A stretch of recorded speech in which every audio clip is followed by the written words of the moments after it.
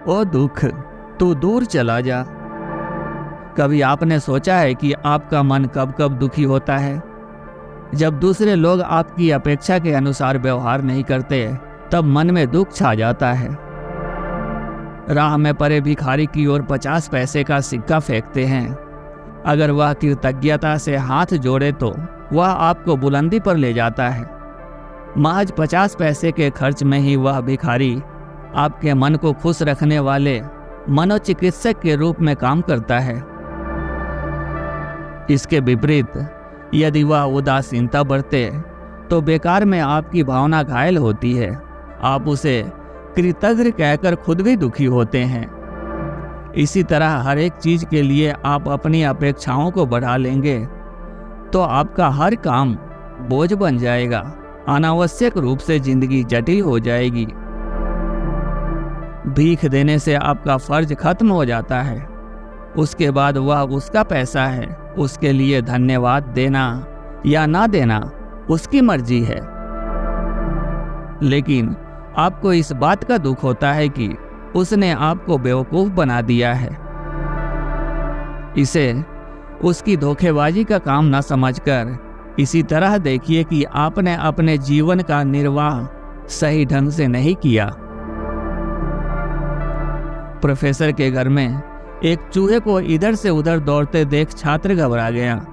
अपनी किताब को सीने से लगाते हुए उसने पूछा, सर, आपने चूहों को यूं छोड़ रखा है, उन्हें पकड़कर हटा नहीं सकते?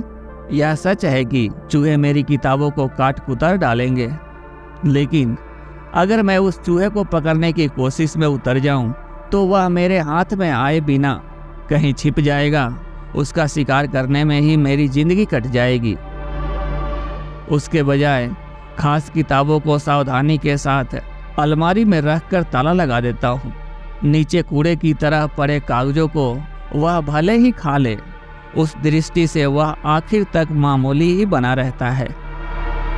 किसी भारी भरकम भूत पिशाच की तरह मेरी चेतना को आक्रांत नहीं करता।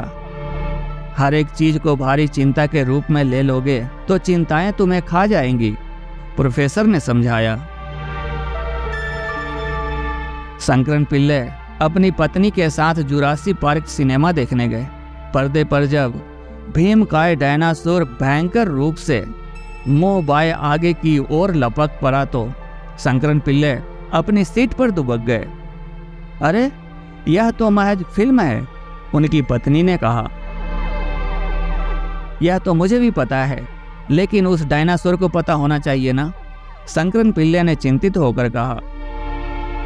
आप भी उसी तरह सच्चाई और अपेक्षा को मिलाकर भ्रम में उलझ जाते हैं।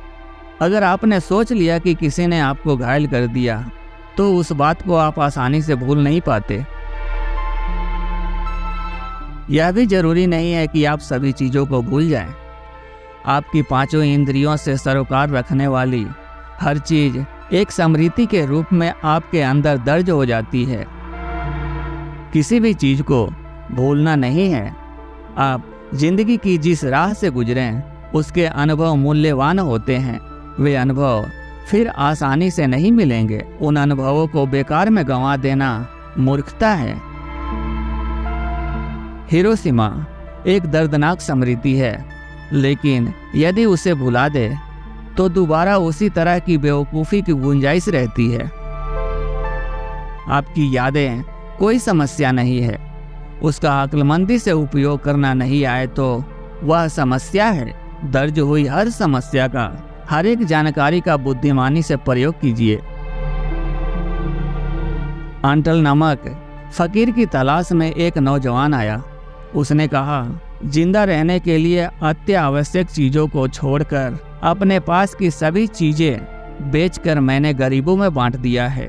कृपया मुझे संगति मिलने की राह दिखाएं। अंटल ने कहा, तुम्हारे पास जो भी चीजें बाकी बची है उन्हें बेचकर मांस के टुकड़े खरीदो और उन्हें अपने बदन पर बांधकर मेरे पास आओ। नौजवान ने बिना कोई सवाल किए उनकी इस विनोदपूर्ण आज्ञा का पालन किया। रास्ते में चील और बाज जैसे पक्षियों ने मांस के टुकड़ों को चुग चुग कर ले लिया इससे उसके बदन पर घाव लगे। उसे देखते ही फकीर ने बड़े प्रेम से कहा, अब तुमने समझ लिया ना कि नए रास्ते पर यात्रा करने का इच्छुक व्यक्ति यदि पुरानी जिंदगी को भले ही थोड़ी मात्रा में ले आए, फिर भी वह उसे कुतर डालती है। आपके साथ हुई किसी विषादपूर्ण घटना का अनुभव आपको घायल करके निकल जाएगा या आपको परिपक्व बनाएगा, यह आपके ही हाथ में है। जिसने भी आपके मन को घायल किया, उसे इस रूप में देखिए कि वह आपकी बुद्धि को तीक्ष्ण कर गया। तीक्ष्ण का मतलब तेज बना गया। ओम नमः शिवाय।